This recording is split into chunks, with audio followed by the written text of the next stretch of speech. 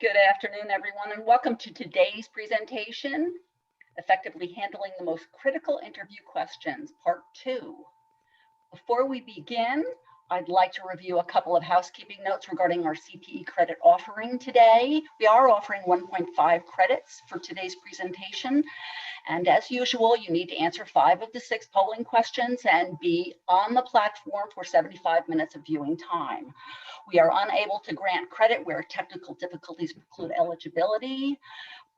If you do have an issue with the CPE polling questions, please answer in the chat box. I'll be sure to award you the credits. And in accordance with the standards of Registry of CPE sponsors, a CPE will be granted based on a 50-minute hour. And before we introduce our first panelist, I'd like to have everybody answer our first poll. And that will be, do you wish to earn CPE credits for today's presentation? And while that's up, we'll switch over and I'll introduce Bob Walker. Bob Walker is the Vice President and Financial Advisor at Merrill Lynch, and he is also the Chapter Chair for the Career Management. Welcome, Bob. Thank you very much, Nancy. I just want to, again, as always, I want to thank the Advisory Committee for the FENG, which consists of our speaker today, Jim Ashworth, Kelly Harris, John Casey, Britton Pavlik, and Cliff Edwards. And I'd like to encourage you all to consider them when you consider hiring folks, because they're all in the recruiting business. So please remember these folks who have helped you during this period of time. And thus, without further ado, I'm going to go ahead and introduce Cliff Edwards, who is going to introduce our speaker. Cliff? Thanks, Bob. Hey, I'm Cliff Edwards at Thomas Edwards Group. We place accounting and financial folks on an interim and full-time business basis. A couple of things before I introduce Jim is Bob never really toots his own horn, but I'm guessing a fair number of people out there have used Bob for his financial acumen. He manages a little bit of money for Thomas Edwards Group and is phenomenal. The guy was ranked in the top, I think, 2% in Dallas, top maybe 3 or 4% in the state. Brings that Thunderbird MBA power to his analysis. Former CFO, and what a smart financial mind. You know, he does all of this out of the goodness of his heart, but gosh, it feels pretty good when he gets those great investment returns as well. And then I just want to let you all know, those who are registered with Thomas Edwards Group or know a recruiter, we've gotten really busy. This fourth quarter has really picked up, and so if you think, you know, those in transition and those thinking about looking for a job, I think we got up to about 28 or 29 six-figure positions a couple of weeks ago. And that's, you know, as low as 100,000 up to over 200,000. Just a lot going on. I think we've got about 24, 25 of those, plus some good contract and project positions. And so if anybody's contacted me, I've been a little bit slow. I apologize. Definitely want to get you in front of the right person. Now I want to introduce Jim Ashworth, and you know, please feel free to ask questions throughout. We had some very good questions last time, and you know, I'll be helping Jim to field those because if anybody's seen Jim speaks, when he gets rolling, he gets rolling. He's got some great information. Jim is a partner with Joseph Michaels International. He is one of the really most experienced executive search consultants really in the state, and is one of the top ranked literally in the country. He has placed over 1,100 business professionals over the last 28 years. And one of the things that he does that I wasn't so lazy I would do is after every interview, he does a full debrief, not only with the candidate, but with the client, and finds out things about the interview questions asked, what the response was to the candidate, all this great helpful information that we never really get if we go directly with the company. And really, let's face it, if you go with the search firm also. And he gets that information, has compiled it. And if you can think about, you know, 5,000 interview follow-ups and counting. So great information. He is in part 1, and then this is part 2. He's sharing that information, and I always learn something new through these. One of the things I didn't mention last time was that Jim's in a band. He's a songwriter. He's a musician. His group has been up for I think 3 Grammys and 7 Blues Foundation awards. They just are about to release their 7th album, and it's called This Ain't Our First Radio. So always something clever there, and he promises me that the album cover, the CD cover, is pretty unique. So I don't know if you guys have seen Jim play. I've seen his group and been out there, and it's a fun time. Anyway, without further ado, we've got Jim Ashworth. Jim. Everybody should be as blessed to have Cliff introduce them as me. Appreciate the kind words, Bob and Cliff both. Nancy, you want to do this polling question first? Thank you so very much, Jim. I hate to interrupt you because we really want to get started on your program. The second polling question is on your screen. If the employer asks what you're looking to make, the best strategy is defer the question, give a top level answer the actual numbers, including an overview of benefits, ask the employer what their range is before answering. Boy, those are tough choices, Jim. I'm sure you're going to give us some insightful benefits on which way the group is not supposed to go. I have almost all our answers. I'm going to end that poll, folks, and share those results, and Jim's going to let us know if we didn't do this right.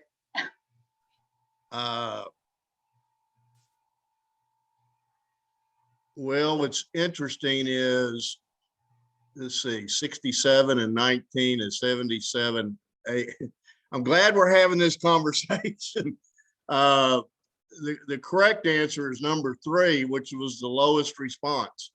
And I'll explain that to you why that is. And you got to get outside of your own beliefs, because this question, if you're answering this question with number 4, ask the employer what their range is, you are going to shoot yourself in the foot. So before I get into the correct answers for this, let me do a little tidying up. So let me share with you where this information comes from, because I think it's important that we have your buy-in to this. So Cliff, it's actually closer to 1,200 placements. I think I'm about 5 shy or something like that of 1,200. And I worked for a company for 24 years, I guess, that we were required by the owners to document. Document means about 10 very detailed questions for the candidate after every interview and the employer after every interview. So let's do a little math here. So if you take 1,200 placements, and I showed clients 3 people, and we did follow-ups with each one of those candidates and put it into the system, and then we did follow-ups with the employer on all 3 candidates and put that into the system. So if you multiply 1,200 times 6 follow-ups, which is how many that is, that's over 7,000. Then these people went on second interviews, and yes, we were required to document what happened in the second interview with about 10 very detailed questions. So if you multiply 6 times second interviews, 1,200, you're adding about 4,800. And then we actually, even when they hired somebody at the end, we were required, if one person was coming back for a final interview, we documented that. And so 1,200 of those times the employers follow up and the candidates follow up is 2,400. We're up over 14,000 detailed follow-ups. That's not including the advice that I give to people that ask for my help on the side, where there's not a fee involved. That doesn't include the overview that I have of teammates follow-ups. And that also doesn't take into account that I'd like to tell you I filled every position I ever worked on. It's actually, I feel about 1 out of 1.15, so close to 100%. That doesn't take into account the openings I worked on that were detailed also.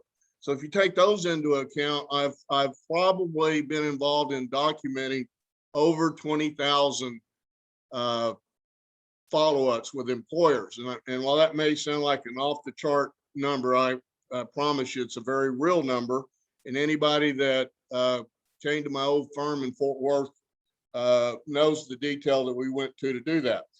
In doing those 20,000 follow-ups and showing them 3 qualified candidates, as you can imagine, every time I made a placement, I had the opportunity to congratulate somebody, but I had also the opportunity to tell 2 people who were very emotionally engaged, who really wanted those jobs, or they wouldn't have gone to a 2nd or 3rd round.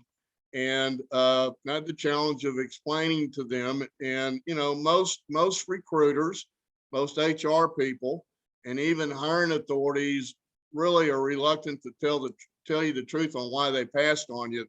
The 2 big lies, by the way, if you've heard these, they're not really the truth.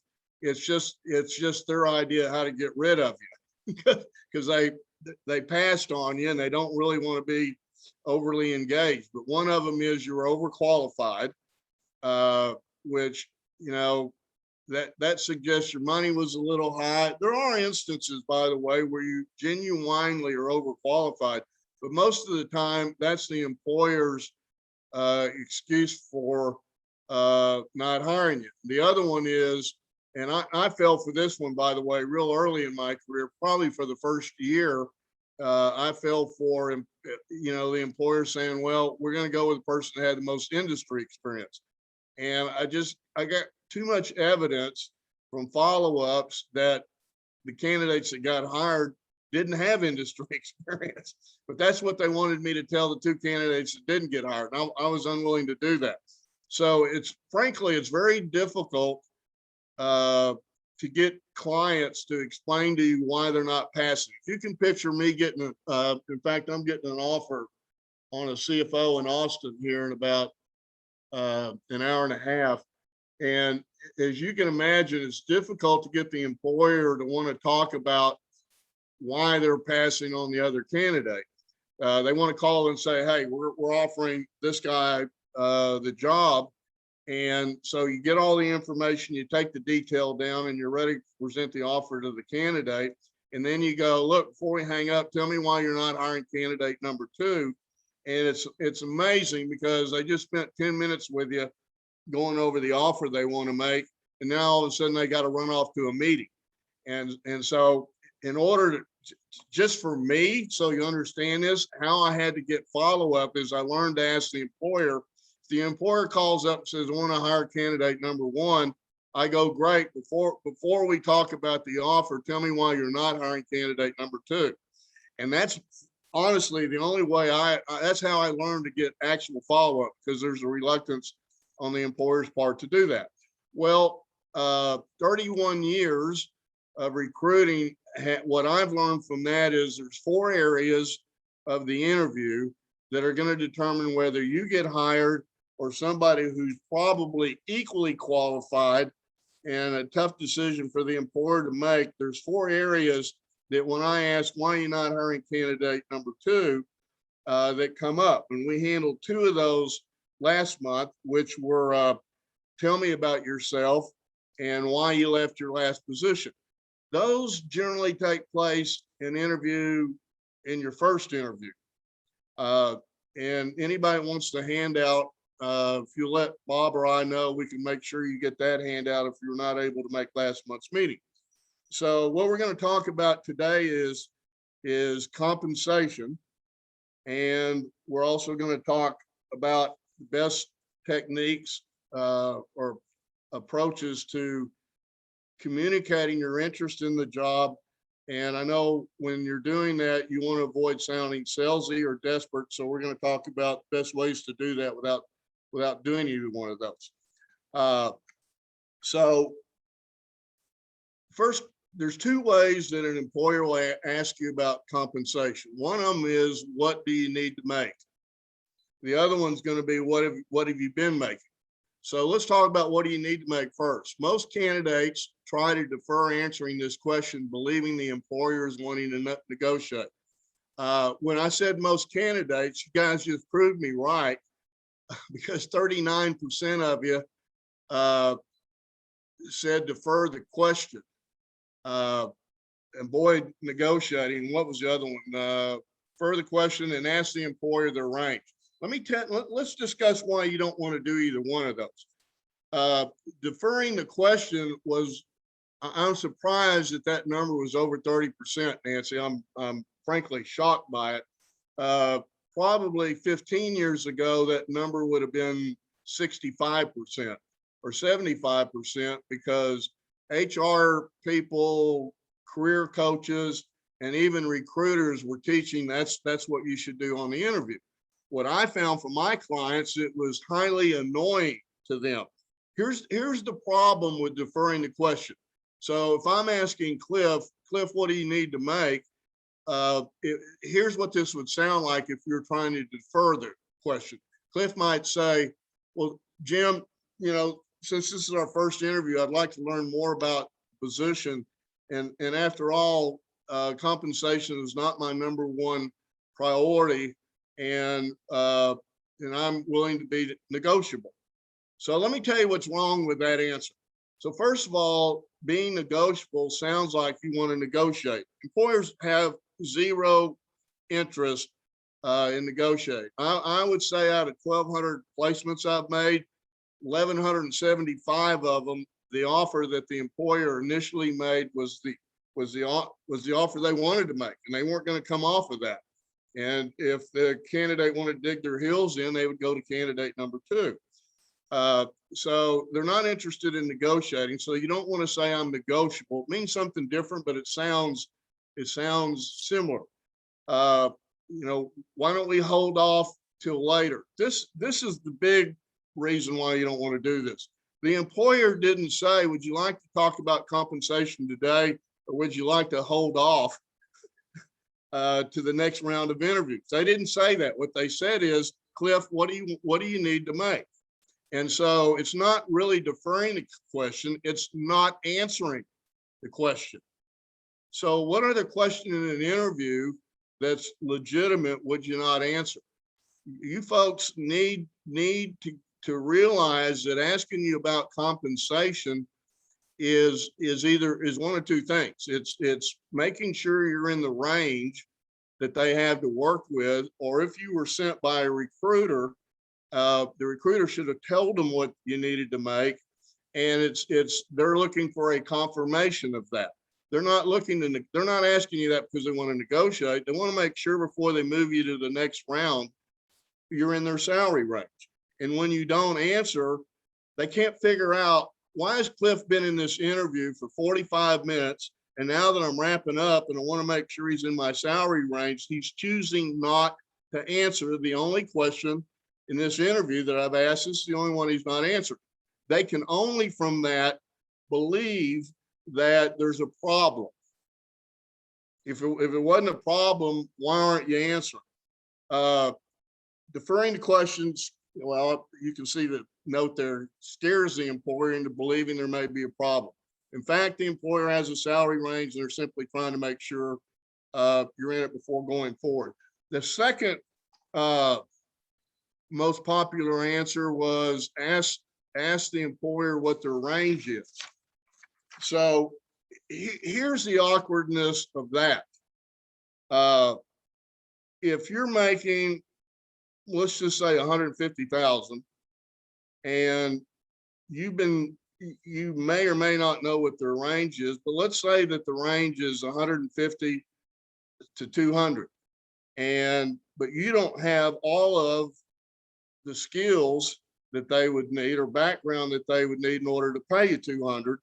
So if the employer says 150 to 200, and then when they get around to making the offer, they're making it at 175, all of a sudden you're annoyed because why are you hiring me and not paying the top end of the range? So the first thing I'm going to tell you is that most employers won't answer that question, and they shouldn't.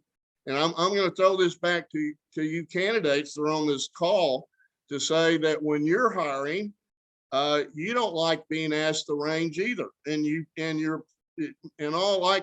say 99% of the time, the employer's not going to answer that question. They'd be silly to do that, because why is there a range?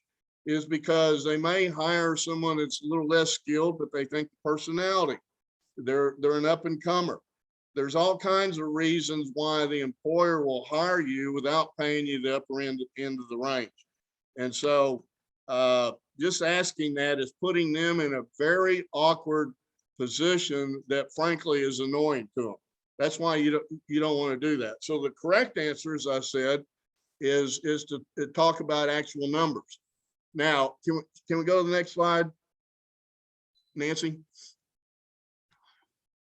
Okay, so the other way that you can be asked is, what have you been making? I have this history and I've got zero experience with having interviewed, I don't know, probably over 10,000 candidates over a 31-year career. I have this history of when I asked, what would you like to make? I get the Bugs Bunny routine. The Bugs Bunny routine is, it sounds like Bugs Bunny, but it's really you not wanting to answer that question. But if I ask you, what have you been making? 100% of the time, people rattle off what they've been making. And so, by the way, as I said last month, I want to make this point, is that what I'm teaching you today is how to overcome the poorness that employers have in interviewing. Most employers are not very good at interviewing. If it's a CFO position, it might have been 5, 6, 7, 8 years since they hired somebody. Certainly, it's been at least a year or a couple, 2 to 3 years. So it's not something they do all the time. And so what I know is candidates go to interviews better prepared than the employer, because if the employer wanted to handle compensation correctly, it would sound like this. Cliff, why don't you share with me what you've been making, including bonuses and benefit details, so that if we get to the point of making you an offer, we're making one that would be acceptable to you. And if what you would like to make is considerably different, and by that I mean more than 10% different than what you've been making, share with me. And some people would take less, by the way. So if what you're looking to make is considerably different than what you've been making, share with me why that is. You guys would have no problem answering that. In fact, you would go, wow, this is cool. So if an employer, listen very carefully, if the employer says, what would you like to make? Because you're probably wondering right now, well, what do I do? If I can't ask them the range and I don't want to defer it, what do I do? Because I don't want to throw a number out there. And we all know why you don't want to throw a number out there. You don't want to throw a number out there because you're afraid if you give one too high, that you potentially will scare them off. And if you give one too low, the employer might take advantage of you and lowball. I get that. So, an interesting, when I talk to Cliff and other recruiters that have been doing this for a while, they would tell you that probably 95% or better of the placements they make, the candidate is getting compensated at plus or minus about 10% more or less than what they were making. That's generally defined by if you've been employed, if you are employed at this point, the employer can see why they'd want to up you about 10% in order to bring you on, to make it worth your while to make a move. Could be slightly higher, but generally it's around 10%. Candidates that are unemployed and ready to go to work might want to be more flexible, but I don't advise that you lower your compensation by more than 10%.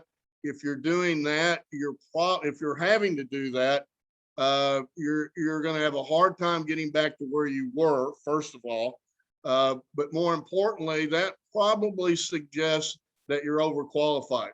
One of the things that makes compensation easy for folks like Cliff and John Casey and I and others to handle is that the Metroplex compensation is very competitive.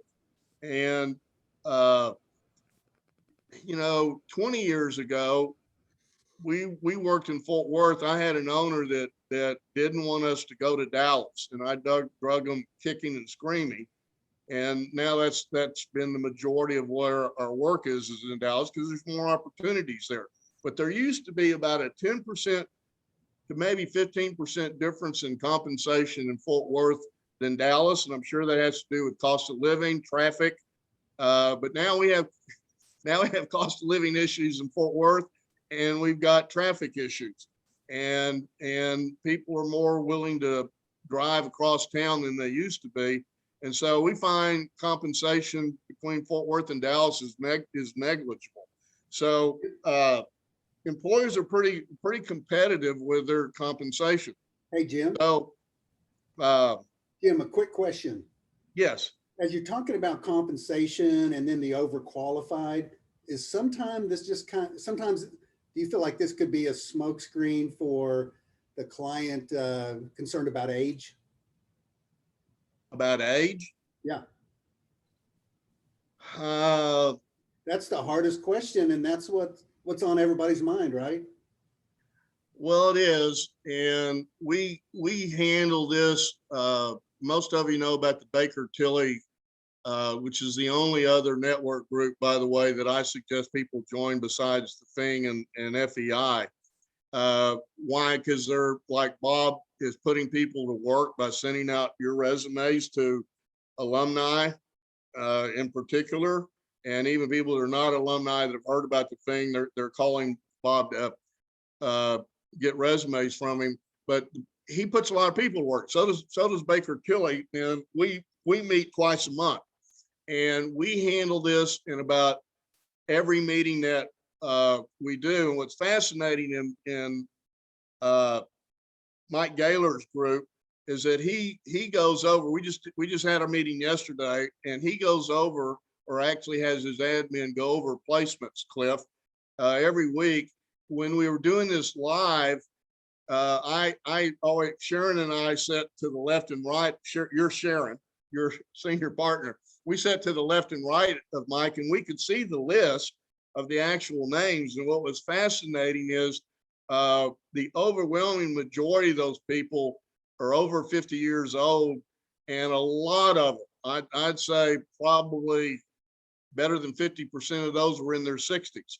So, you know, if you've got a young whippersnapper manager who's intimidated by bringing in somebody who's more experienced, there isn't any way you're going to overcome that.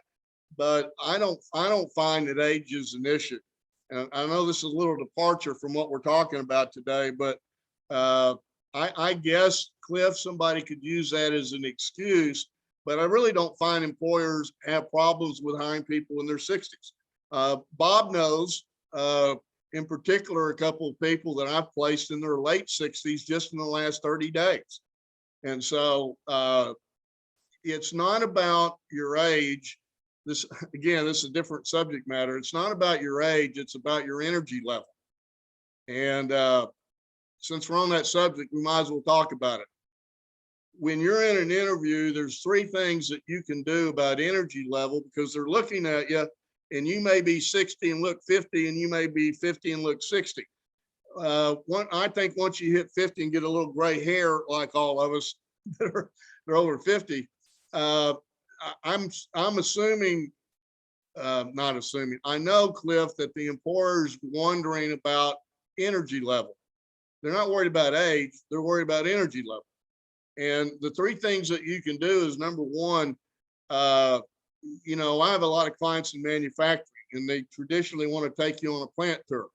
And so when you go do that, you sure as heck, if you're on a plant tour, you don't want to, or just the admin walking you to the employer's office, you don't want to be 2 to 3 steps behind them. There's probably half the people on this call I've known for 20 years or better. If you remember going to my old office in Fort Worth, we had a glass wall all the way down the hallway. And as each recruiter or consultant walked their candidates down the hallway, the reason for the glass windows is so we could see them. And I guarantee you, when somebody was walking 3 to 4 paces behind the recruiter going to their office, it sent up a huge red flag. So the first thing is watch your pace. Believe it or not, I've learned that clients have this little technique to figure out your energy level. They will actually look for you, knowing about what time you're going to get there. They'll look out their office window to see what kind of pace you're walking with to get into their office. So pay attention to that. The second thing you can do is watch your posture. It's interesting how many, quote, executive types will lean back in the chair and cross their leg. And I guess that's an attempt to look relaxed, but it looks lazy is what it looks like. It doesn't look relaxed, it looks lazy. So your chest should be perpendicular to the desk. And so they're paying attention to posture. And then the third thing is, at some point, the employer is going to probably say, well, tell me a little bit about yourself. And, you know, you want to talk about your qualifications, but the other thing you want to talk about is if you run marathons or, you know, you work out several times. I'm going to say something. I don't want to do it so much that I'm sounding defensive, Cliff, but I'm going to say something that would suggest that I get to work. You know, my fellow employees would tell you I'm the first one at work and the last one to leave. That's the kind of stuff the employer's worried about. Well, and I don't want to hijack the conversation, and I think your materials are so important, but that might be something that we discuss down the road in a separate section, My biggest fear, and I understand it, but if you ask people that are in their 60s why their job search is not going the way they'd like, their number one reason is, I think it's probably my age. And you got to get rid of that, folks. You got to get rid of that as an excuse, because it's not true. And if you're leaning on that as the reason, you're going to continue to have problems. That's not the reason. So it's your resume that you're not getting activity on. Some of you, this is not as popular as it was, in part because I've taken a very strong approach to people that take their dates off their resume. It's the number one way that candidates try to disguise their age. And the problem with that, let me tell you the problem with that. 15 years ago, which would cover most hiring managers, nobody ever left their graduation date off their resume. If you did, that was like a huge typo of some type. And it got vogue with career coaches and some recruiters to tell people, and some of your outplacement firms even do this. And they say, you're up in the years, you better take your graduation date off. Well, when the employer who doesn't care about your age sees your resume without a graduation date, they're thinking, I'm not worried about it, but apparently he is or she is. And if they're worried about it, maybe I should be worried about it. The other thing that creates is most career coaches or outplacement firms that tell you to do that will also tell you to take 10 to 20 years of your employment off. I find it fascinating that some of you are real comfortable taking your graduation date off, but you're not comfortable taking 10 to 20 years of employment off. Really fascinating. And so when you don't take off 10 to 20 years of employment, employers can figure out you're trying to hide your age, because there is no other. I've offered $500 in some of these sessions, Cliff, to anybody that can give me a good reason other than attempting to hide their age for leaving graduation dates off. There is no one's ever taken my $500 because no one's ever come up with a reason for that. So when the employer sees that, they know that's what you're doing. And if they see the absence of your graduation date, they're looking at your first job that you have on your resume, and they're adding they're assuming that you're hiding 10 to 20 years of employment. So all of a sudden they think you're actually older than you actually are. It's just a stupid thing to do. And I'd like to take the people that teach that out back and give them a Joe Biden whooping. Well, hey, Jim, I agree with that. I think a lot of times when they truncate their resume, they're leaving that first 3 to 5 years, big 4 or big 8 off their resume also, which can be something that, those employers want to see. Personally, I feel like they're definitely age can be an issue, but I also feel like it can be self-fulfilling on the candidate side, is that if I think that's the major reason, I'm going to start giving up. I'm not going to be spending as much effort. And job search is like any other goal you have in life. You have to make the right amount of effort in the right places.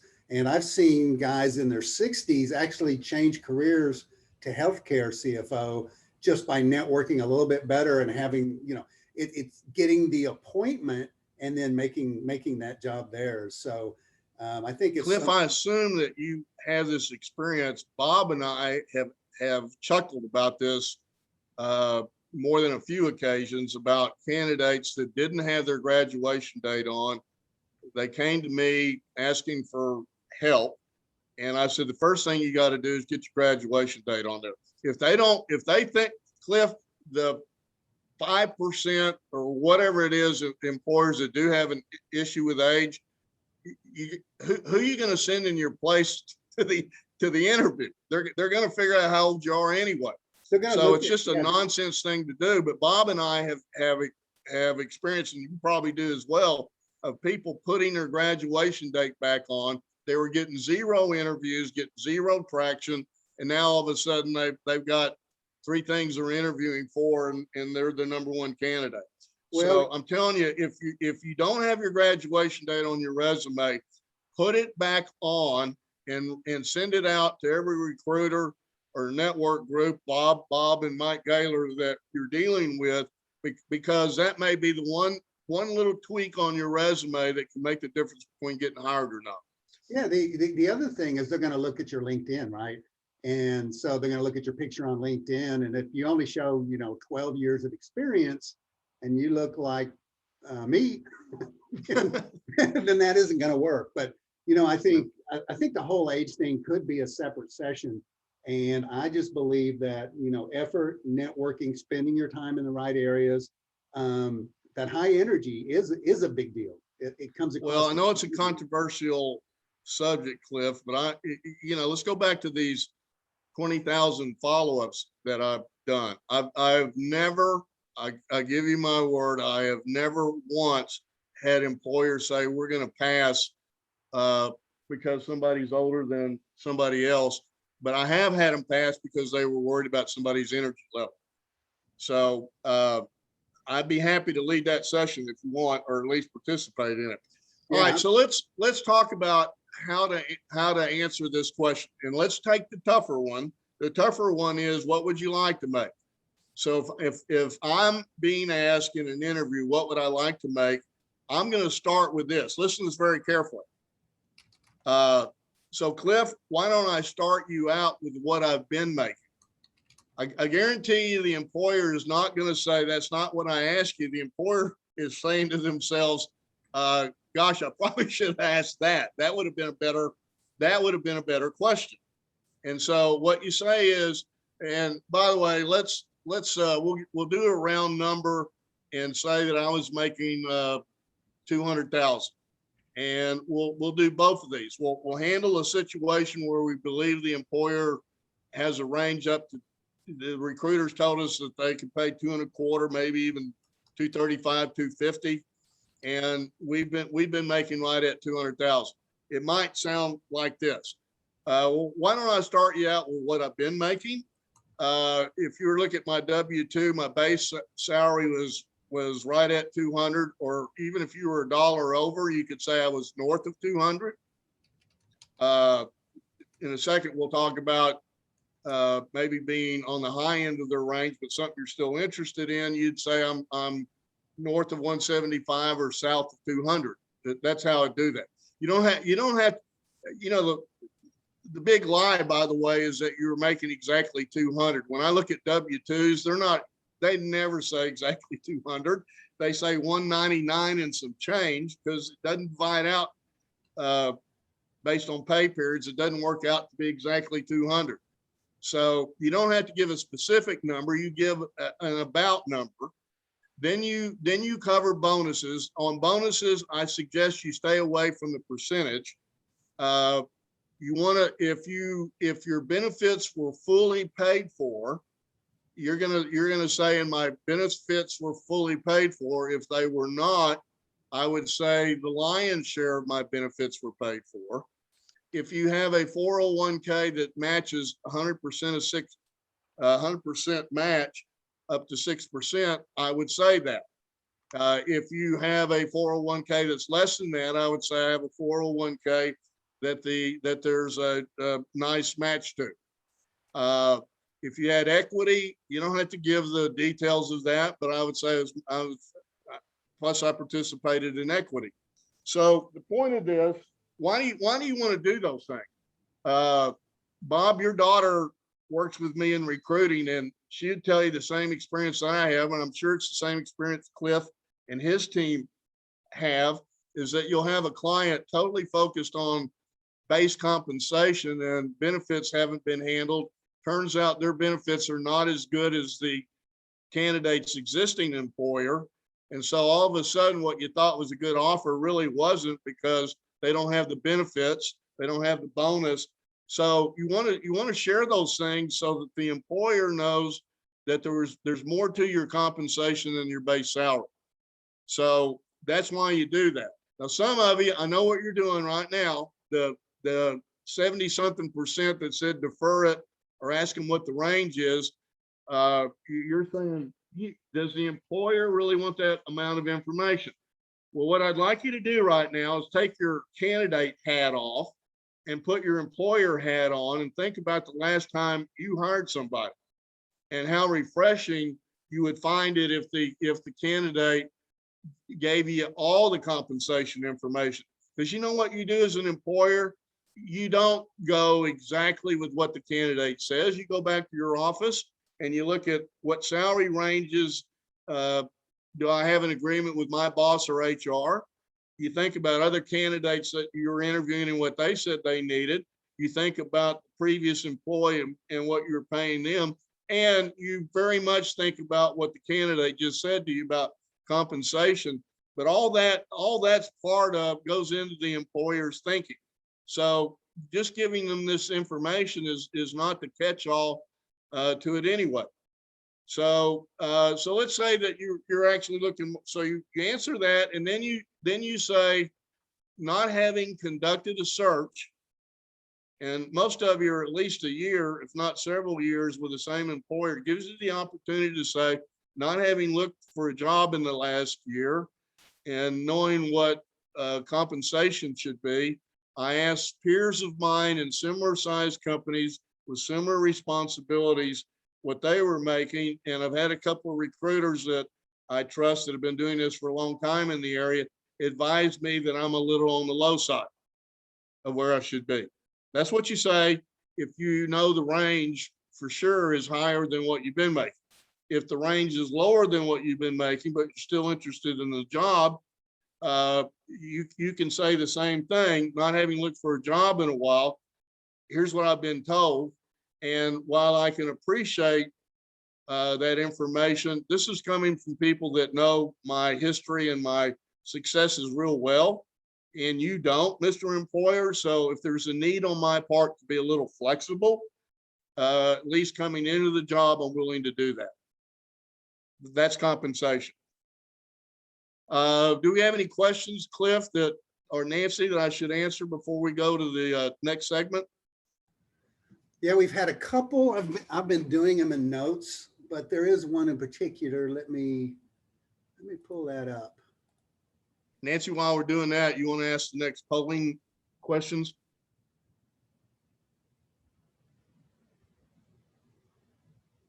You bet. Thanks so much.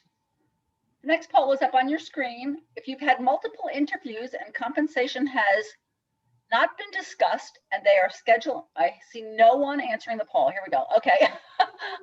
Final interview, and the best strategy is ask them about compensation before agreeing to a final interview. Wait and ask them in the final interview if they don't bring it up, and don't ask, or don't ask, even if they don't bring it up. Challenging question, Jim. Well, I like to have those. Yes, you do. Okay, I have 31 respondents. I think I need 3 more people. If you haven't answered the poll, please feel free to do that now, or if you're not going to answer the poll. Okay, I'm going to end that poll and share those results. And there you go, Jim. Perfect. So the most correct, in this case, there really isn't a wrong answer. But if it were me, I would advise to do the middle one. So I'm glad to see a little turnaround from the last question. And the other two are not wrong. Let's talk about this for 1 second, and then we'll ask the other polling question and what questions Cliff has. Yeah, we have a couple of questions for you. The problem with compensation never getting covered is that the employer can be making assumptions for some reason they shouldn't be making, and they think they're putting a good offer together only to find out you're making a lot more than what they're offering. And I don't advise accepting those type positions. So if let me give you scenario number one. Ask them about compensation. We'll ask who about compensation. So historically, it's HR calling to set up the final interview for the hiring manager. And so if HR is calling me and saying, Jim, we'd like to set up a final interview. You're one of the two finalists. Like to see if you're available on Friday for a final interview, and compensation's not been handled. I'm going to say, would it be appropriate for you and I to discuss compensation for a few minutes before setting me up for a final interview? Because up till now, it's not been discussed at all. And I really wouldn't want to waste y'all's time or mine either. And, you know, it's shocking how many people don't think to ask. If it's going through a recruiter, if I'm going through a recruiter, I'm going to ask the recruiter. Let's write this down, please. This is real important. I'm going to ask the recruiter before going on a final interview. If nobody at the company's asked me about comp, I'm going to call the recruiter up and say, look, they're wanting to set up a final interview. Can you share with me what you have told them about my compensation?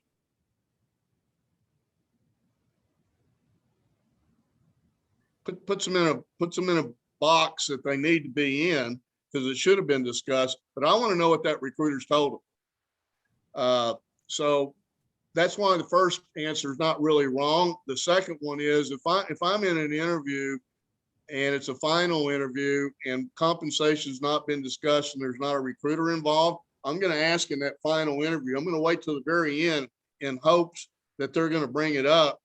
But sometimes they haven't even thought about it. So I might say, Cliff, compensation, this is my third interview and compensation hadn't been discussed.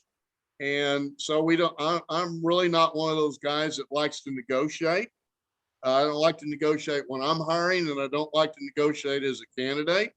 So could we talk about compensation a little bit so that we don't have this awkwardness if I'm lucky enough to be one that you want to hire and make an offer to? What I'm trying to do, folks, is I'm just trying to avoid those situations where they come back with an offer that's not near what you've been making. I think the third response, or the third alternative answer, was to not bring it up at all. That is a strategy, by the way, because it is awkward. I understand it. I'm not talking about bringing it up the first interview. I'm talking about bringing it up in the final interview when it's not been brought up.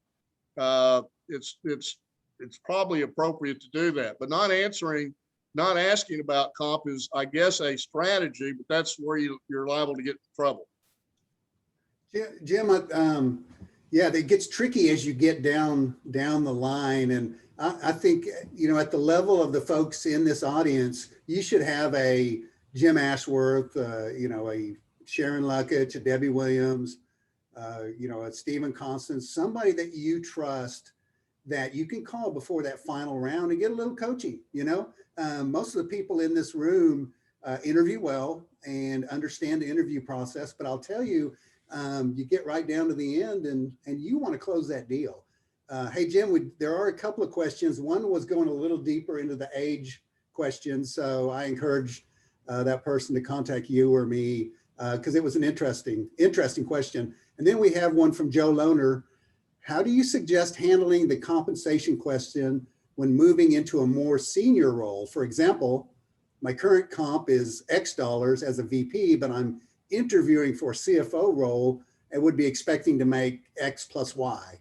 So it's a higher level role. This person's interviewing for it and, wants a bump. All right, I'm going to go back to what I'm going to tweak it just a hair to answer that question. I'm going to go back to something I said earlier. If I'm in an interview, I'm going to give them my history. And what I'm going to say to them, not having been a CFO before, I think I did what most people should do when they're doing a job search. I've reached out to some recruiters that specialize in that area. And I've talked to some peers of mine who were recently promoted to CFOs that are in similar sized companies, to talk to them about what they've been making. And here's what I've been told. It isn't you drawing a line in the sand. It's you communicating where you think you should be based on what you've been told. That's how I'd handle that, Cliff. So I want you to read that last line that's on the sheet that Nancy has pulled up. It says, more than anything, I'm looking for a company that has a history of treating employees fairly, and you strike me as that kind of company. So I'm a UTA graduate, and for over 10 years, I have funded between 1 and 2 scholarships annually. I go and speak to, they have a group over there called the Goolsby Society, and it's the top 1% of the top 1%. So I guess it's 0.1%. It's actually the cream of the crop of the people in their business school, and they have me come talk to them. So of all the things I've done for UTA over the years, it's fascinating that the dean of the business school said to me one time, Jim, the biggest contribution that you've made to UTA is teaching these students who have no compensation history.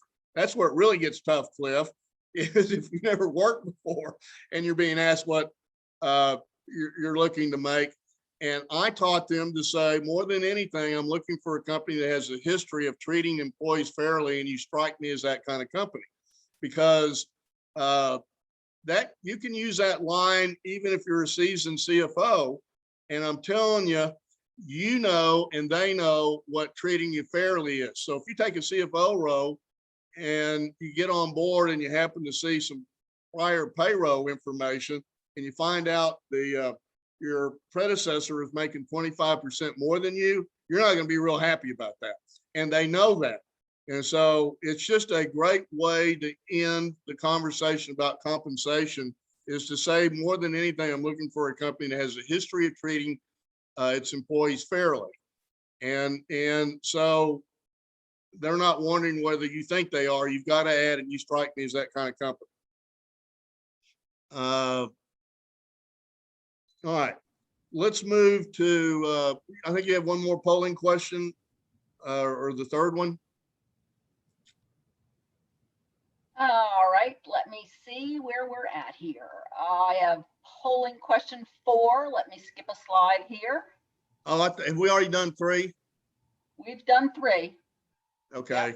Yeah. Let's do 4 then. Okay. Launching that poll, the best time to express your interest in the opportunity in the interview is at the start of the interview, at the end of the interview. Neither, because you don't want to sound salesy or desperate, at the start and the end of the interview. Sorry. Another tough one, huh, Nancy? Sorry. Although my panelists, the people taking these polls, are getting better. Give you just another second, folks. I think I have almost all my poll takers in. I'm going to share those results. There you go, Jim. Wow, there must be a lot of candidates on this call that I've worked with, because the correct answer is the overwhelming majority at the start and the end. It's also interesting that to the group that 0%. So I that's great, because I don't have to explain to somebody that all things being equal, Cliff and I have this experience. We have two very comparable candidates, and the employer. Cliff, I like to describe it this way: at the start of an assignment, I know I'm providing good service when I give you a headache. And the headache that I'm going to give you is you're going to have a difficult time choosing between these candidates. So what we know is if we're getting a call from the employer and they said, we flipped a coin, and I go, you don't mean literally, do you? Yeah, some of us, yeah, we literally flipped a coin. Who often gets hired is the employer will say, we had a tough time making the decision. So what we're going to do is we want to go with the one that seemed to want the job the most for the right reason. Look at Cliff nodding his head. That's what we hear. So I'm glad nobody said, don't do that. And to the next group I want to talk to at the start of the interview, I want to tell you a story about a guy named John. And if I said his last name, Bob would know him and Cliff would know him. But it wasn't, I've known John for almost 30 years, and I've placed him twice during those 30 years, but he doesn't go on interviews without calling and getting my advice, even if it's through other recruiters. And so John really wanted this job about 6 months ago, and he didn't get it.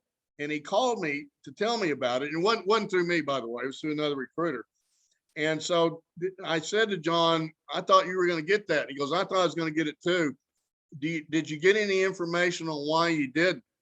And he said, yeah, the CFO said I didn't seem all that enthused about the position, and they went with the other candidate. That's why Cliff was nodding his head along with me a little while ago, because that happens. And I said, so John, did you communicate that you're interested in the job? And he said, yeah, I did. And I said, when did you do that? He goes, well, at the end of the interview.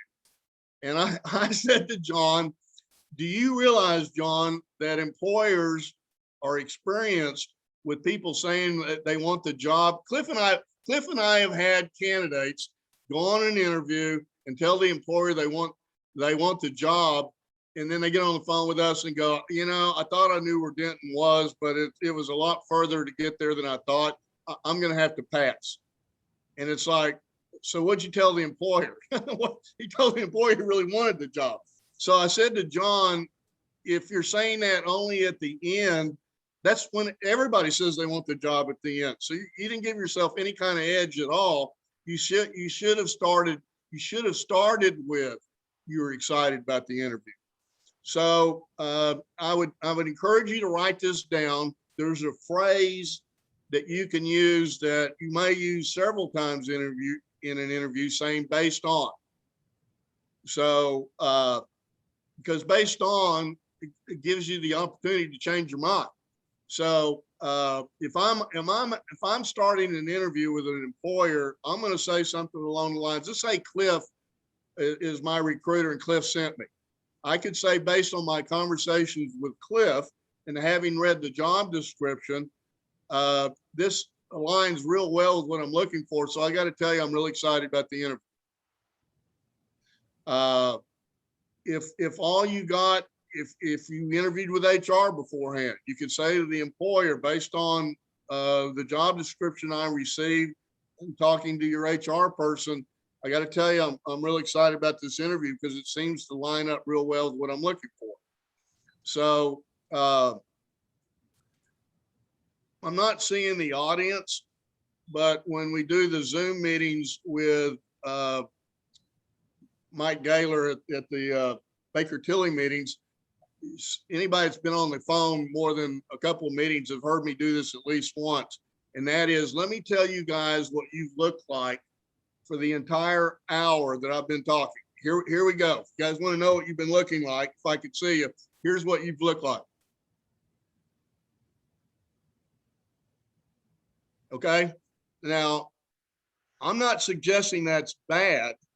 What I'm suggesting is that's what listening looks like. When you're listening, you're doing this.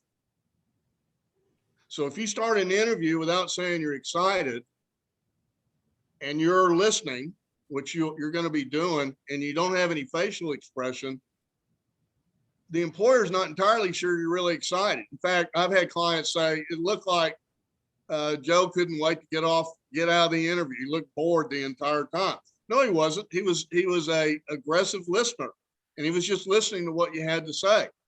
And so if you start the interview out making a statement based on, I'm really excited about this interview, then the employer is not going to worry about that. So that's how you start the interview. Nancy, I'm seeing the poll 3 slide. Can we move to the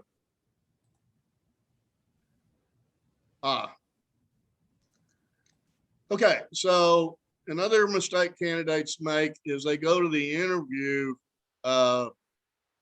deciding that they're going to let the employers set the tone because, gee, I really wouldn't want to screw up. And here's the snag with that.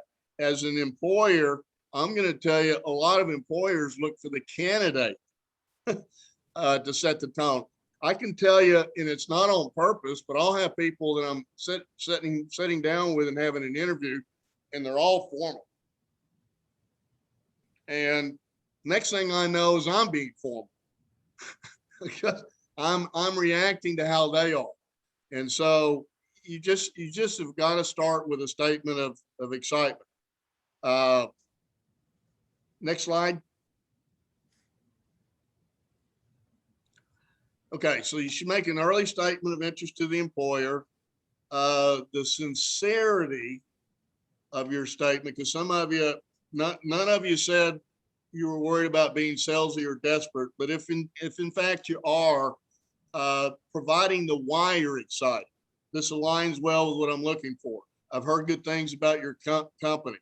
I had somebody the other day say to me, I have a cousin that works for this company in another state, and all they do is talk about this company. I've always wanted to have an interview with them. If you say why you're interested, that provides the sincerity to the statement. Can we go to the next slide?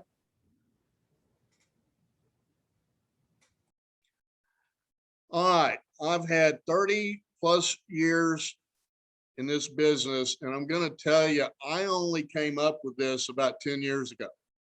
I wasn't born with this information. And I have challenged people in meetings and offered them $500 if they could come up with a better closing than the one I'm about to tell you.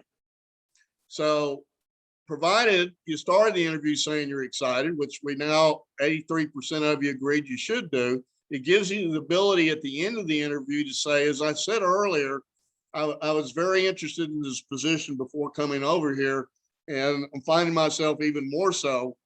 Not really knowing how long you would need me here today. You can say I blocked off the rest of the morning or afternoon, depending on what time it is, in case there is someone else you would like me to meet while I'm here.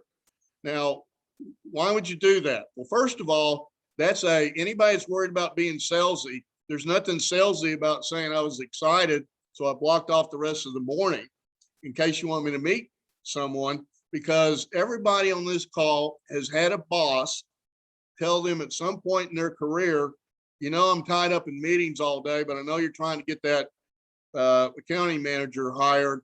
So if the person that you got coming in today looks pretty good, stick your head in. If I can, I'll try to break away from the meeting. So they're actually hiring managers that tell whose bosses tell them, if you think I should meet this person while they're here today, let me know. But I've had candidates, I don't know if you've ever had this happen, Cliff, but I've had candidates back in the days of wearing suits and what have you, that they would go, well, we really like Joe, but we need him to meet our president before we can sign off on an offer. And I'll say, well, when's your president in town? And they go, oh, he's in town now. And I go, well, why didn't you have him meet the president while he was there? Well, he had a suit on and we didn't know if he needed to get back to the office or he had another interview.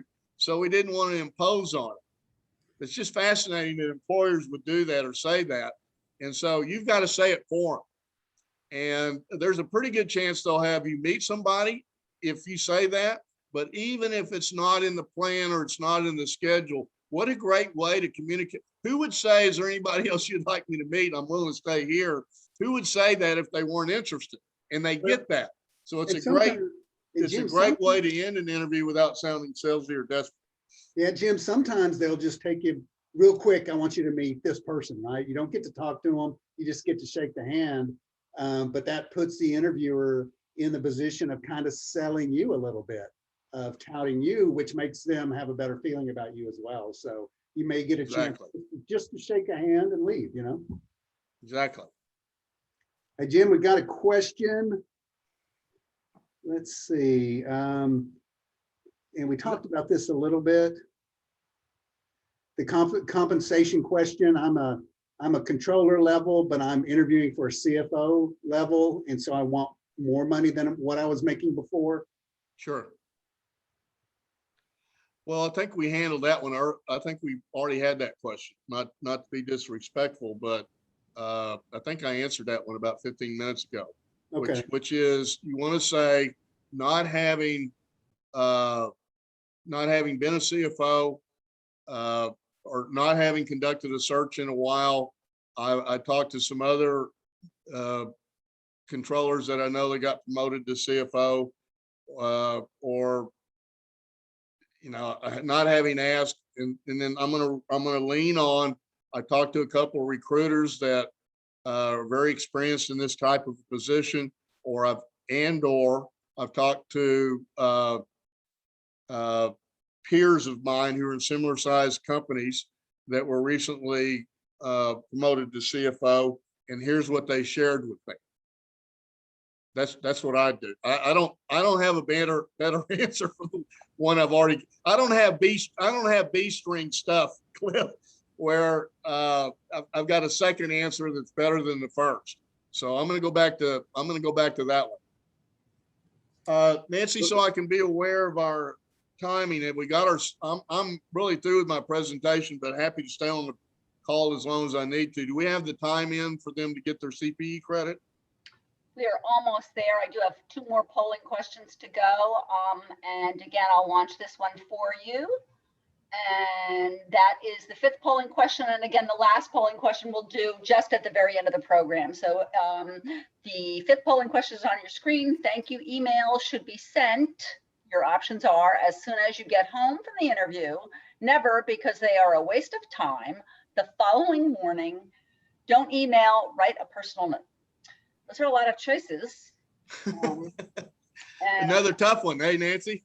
Well, again, our audience has been paying attention for the last 2 sessions. So, and again, previously, I know thank you notes have been discussed during career management meetings. So I have 33 respondents, 2 more people. If you're going to take the poll, please respond now. Thank you so much. And here are your results. These are great.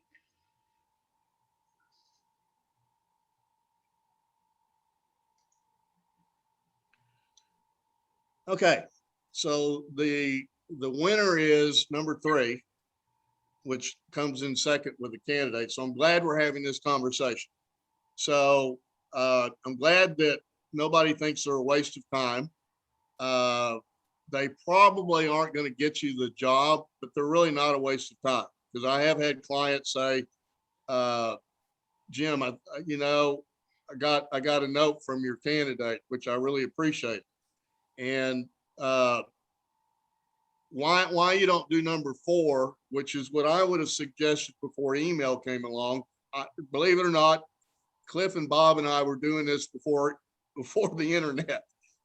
Before what was the vice president discovered the internet? Before he discovered the internet, you didn't have the ability to send a note, so you send a personal note. The problem with that is, now listen to me, I've done 20,000 follow-ups, or overseen 20,000. The employer is real willing, as soon as the interview's over, Now, they may take a night to decide between a couple of people, but they don't need a night to think about what they think about the candidate. And so 100% of the time, I can get follow-up on the same evening. And the problem is they've already, to some extent, made their decision. So a personal note that you might send that's going to get there 2 to 3 days later, that's going to have zero impact. So while it's a nice touch, it isn't going to get you any traction because they've already made your note arriving 3 days later is not going to change their decision. Now, pay attention to the 60% that thought you should do it as soon as you get home.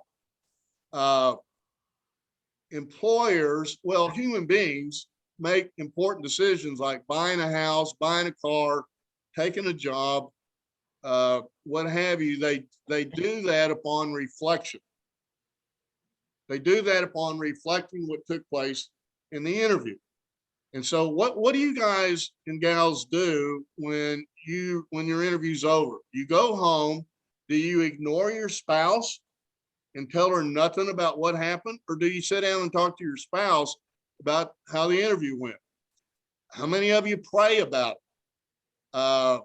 So here's the difference between answering as soon as you get home. It doesn't have the sincerity to it that it does the next morning, because the next morning you can send an email that says this. I think I did the things people do when they've decided they want to go to work for a company.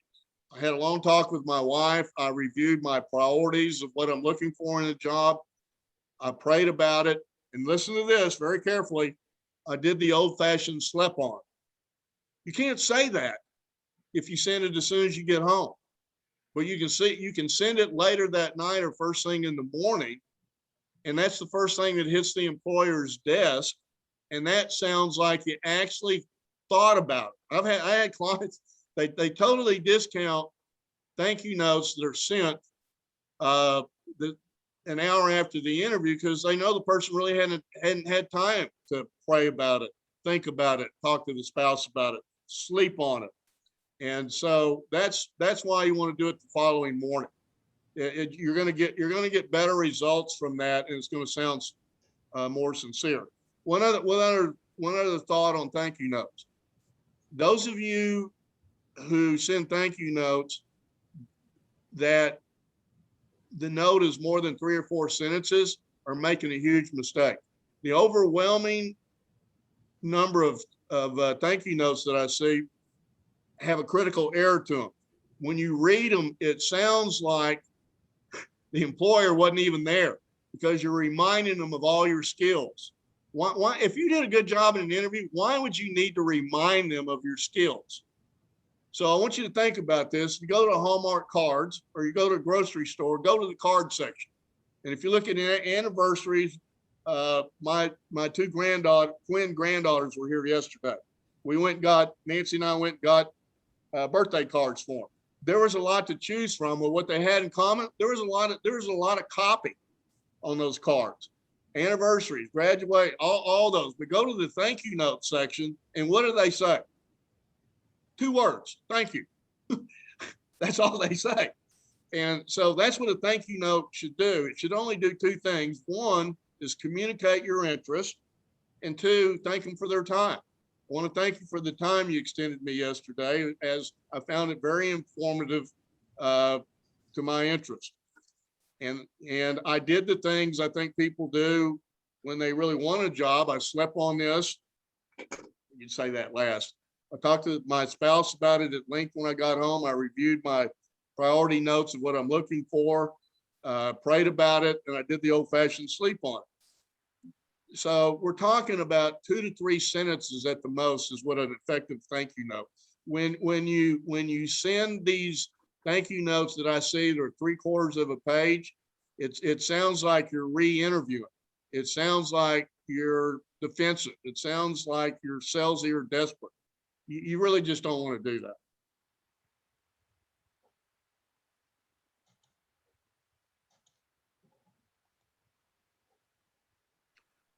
Cliff, Nancy, we have any other questions?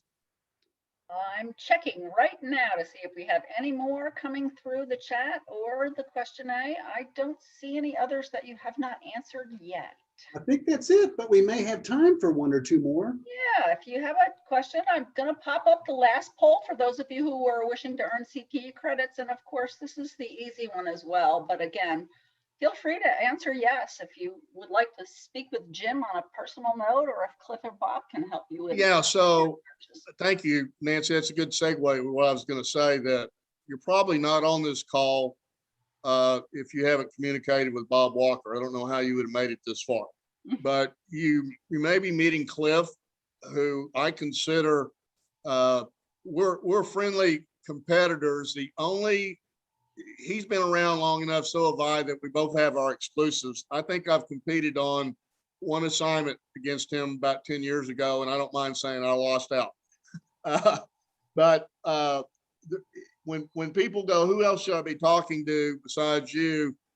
Cliff Edwards' firm is the first words out of my mouth, followed by John Casey, and then some of the others that Bob mentioned earlier. So Cliff, if you want him to do something different than what I'm about to say, please say so. But if you're not connected with me, I can give you my email. But if we're not connected on LinkedIn, a great start would be sending me a LinkedIn request, because I'm not going to handle you as a candidate, not be LinkedIn with you. And I will give you instructions as to what I'd like you to do for us to be a candidate. You're certainly welcome. If we've met before and we're just renewing our relationship, or we're already connected, my email is jim.ashworth, just like it sounds, at Joseph Michaels, and the Michaels part is plural, jim.ashworth at josephmichaels.com. And ditto to that, Jim. Mine's cliff@thomasedwards.com. And some of you may be connected with some of our senior recruiters or one of my partners. So, my partner Sharon, that just hit her 20-year anniversary with the company this year. And she's very, very knowledgeable on all She's these a dandy. She knows what she's doing. So is she your oldest employee, Cliff? Not age-wise. She wouldn't appreciate me saying tenure-wise. Well, I'm the only one in the 60s, so Okay. Yeah, she is. Yeah, she made 20 years. Yeah, and we have a lady, our office manager, that's going to hit 20 years in the fourth quarter. So. Okay. Yep. And so this is Bob. So my email is rbobwalker, RBOBWALKER @gmail.com. And I'd like to make a comment that I have sent now a chat to about 20, there's over half of the attendees today who are not participating in my synopsis service. And what that simply means is that about half of the opportunities that are presented to me, they say you cannot send out to the group. Please just give me some candidates' names that I might be able to talk to. I use synopsis to be able to give those candidates' names. If you are not on the synopsis service, then you are not being considered for the opportunities that come my way where they cannot be broadcast. So if you wish to be on the synopsis service, please email me at rbobwalker@gmail.com and just send me the stuff, because what that means is that you are not receiving the stuff from the Google group, and you are not in a position that you are getting the synopsis service, both of which are things that are utilized in order to be able to find you your next job. So if you're looking for a job, that's a way to do it. And Jim, you might want to tell them the statistics on how important FANG is to the overall six-figure job market in Dallas. I remember. Yeah, I want to say a couple things. So I'm pretty sure with Cliff's 20-something partners that their firm clobbers hours. We didn't have 28 assignments last month. But on an individual basis, there's not anybody that comes close to the placements that I make as an individual. And what I'm going to say about that is that either I or Amanda Walker, Bob's daughter, who's been with us for a couple of years, when we get openings, we routinely send them to Bob. And the reason we do that is I don't know who's on the, I've been doing this 31 years, so I don't need Bob's help finding candidates, but I like to get Bob's help finding candidates because I don't know who's joined thing that I don't know about. Who's connected to Bob that's not connected to me. So I send him openings, and here's what happens. When he sends me resumes, sometimes it's reminding me of somebody I didn't make the connection that they were a fit. And I've placed people because of that. He's given me names that I didn't have that I'm placing. And so, Bob, that kind of annoys me that you have that high of a percentage of people who are not doing your synopsis, because that's impacting me. And I'm sure Cliff uses Bob to source candidates. It's not the only place that we source them, but it is a place that we source them.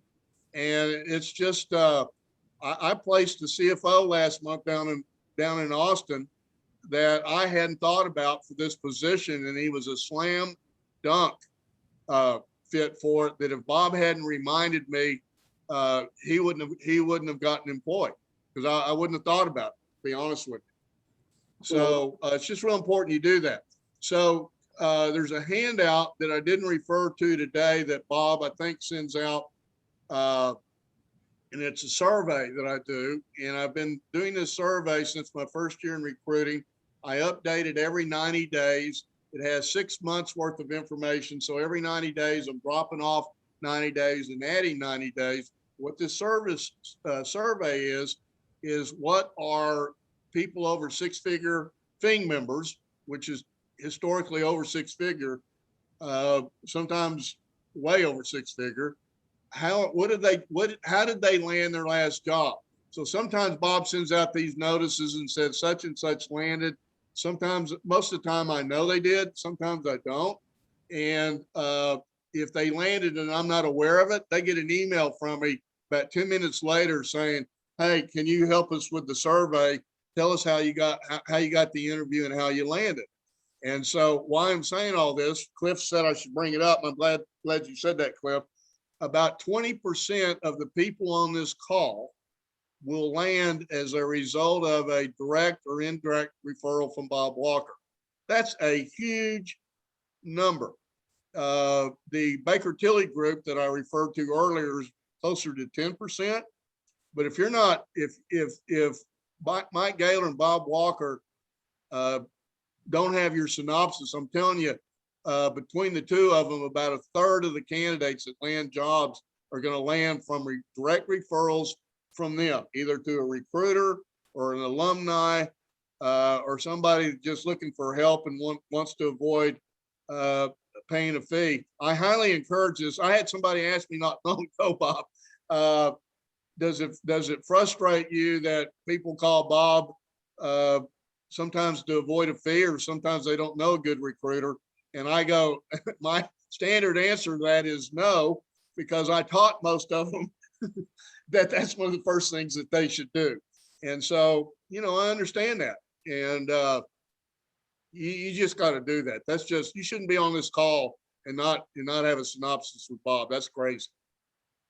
One other thing that I will add, most everybody says to please connect with them on LinkedIn. Unfortunately, I work for a firm that does not allow me to utilize LinkedIn. So being on, connecting with me on LinkedIn does absolutely nothing, because I cannot communicate on LinkedIn. Right. Well, one last question, I think, in the interest of time, is from Joseph. Any special tips or advice? Now, I know this could be a whole session as well, Jim, but any special tips or advice for a Zoom interview beyond what would be the case in a normal in-person interview? In other words, you got your normal interview, then you got Zoom. Any other tips in there that you see can blow it for them or could make it for them? Yeah, this is going to be real easy to answer. So I'm blessed that it was timing. It wasn't because of me, it was just timing. But when COVID hit back in January of 2020, we realized that we weren't going to be able to get people to the FING meeting. So I conducted our first FING Zoom meeting. I shouldn't say I conducted. I was the speaker for the first Zoom thing meeting. And because most of my assignments are local, I had a practice of not letting my clients do Zoom meetings because, you know, the often the client will go, why don't we just do a telephone call or a Zoom call? And I would go, are you doing that from a convenience sake? Well, yeah. Well, convenience for you or convenience for the employer? And because if I ask them, how long do you intend to be on the call, they'll say 45 minutes. Just out of curiosity, if you brought the person in, how much time would you be with them? About 45 minutes. So it's not really convenient to you. If you're doing this to convenient the candidate. And they will say, yeah, because the guy's got to get dressed up, drive over here, conduct the interview and drive back. And, you know, we don't want to waste their time. And so when they would say that to me, my response was always, well, have you ever asked a candidate which they would prefer to do? Because they would prefer to be inconvenienced. I've never met a candidate yet that said they would prefer a phone call or a Zoom call over a face-to-face. Never, not once, nada. So my point is, what I say to the client is that they would rather come meet you. You're going to spend the same amount of time. Why don't you do it that way? And so that's how I got my clients that wanted to do a phone call to not do one. All right. Well, when COVID hit, it was a game changer because now all of a sudden people couldn't meet face to face or didn't want to meet face to face, and they wanted to do Zoom calls. And lo and behold, what do Bob and Cliff want me to talk about? They want me to talk about Zoom interviews. Well, Nancy, it scared the bejesus out of me because what I said was, I'm an expert at interviewing, but I'm not an expert at Zoom calls. And so here's what I did. I went to the first 30 websites when I queued in my computer best practices for phone and Zoom interviews. I don't remember how many websites came up, but what I remember is I picked the top 30, and I give you my word, I read every word on that website or that suggestion as to what they should do. Here's what I found out. There were things that I had never thought of. I'll never forget our first practice. Nancy, you may remember this, our first practice for our Zoom call to the thing meeting. It was a disaster. And to the point we had to reschedule. Why? Because we hadn't thought about things like lighting. We hadn't thought about, I had a bad connection. So I had to go to a more direct connection. And so anyway, I did a handout. This is a long answer to a short question, but I did a handout, Cliff, that incorporated the things that made sense, because some of the stuff they said didn't make any sense. And I would never advise somebody to do. So there's a handout that's got about 20 points to it that whoever asked that, if you'll email me, I'll send you that handout. To anybody that wants a copy of that, they don't have it. I think we actually had that as a handout last month as part of the presentation, but I'm happy to send it out if you'll just email it.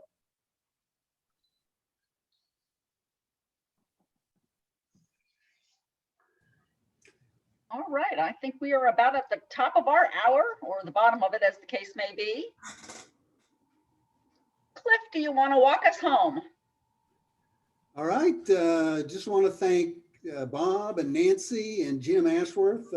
Jim is right. He was our first one remote on Zoom last year, probably Marchish. But yeah, thank you, Jim. Great information. Jim really is an expert in interviewing. And I just think always remember that when you getting ready for it, and I don't have to say this to CFOs, but knowing the competition, knowing the industry, knowing about that person from looking at their LinkedIn profile, the person that is more interested, has more energy, and knows more has a leg up and has an advantage. So, hey, Cliff, can I add one thing to this? On a couple of the polling questions, the overwhelming majority answered incorrectly. And when I say incorrectly, I'm not, I tell people, you'll enjoy this. My first week in recruiting, I'd not done anything. I was a VP of operations at a company, had never done anything remote. I'd done a lot of hiring, but I'd never thought about being a recruiter. Somebody thought I'd be pretty good at it. And the owner of the company, though, I walked in and he was a friend of mine, and I was a little offended by this, but I understood his point later. He said to me, "You're not entitled to having an opinion about anything having to do with placing candidates and coaching them on interviewing." He says, I want you to get your experience from actually experiencing it. So when I'm giving this advice, this is not my opinion. And in fact, I probably would have answered some of those questions incorrectly also early in my career. So this information I'm providing you is coming from employers. It's not coming from me. I won't take credit for that. I got it from employers. So if you're one of those people that has argument with me or challenged or didn't see eye to eye on something I said earlier, please call me or please email me, because Cliff and Bob and others that are in this business, we do lay awake at night worrying about finding some of you jobs. And we really do care. And I'm not interested in being right. I'm interested in helping you do the right things.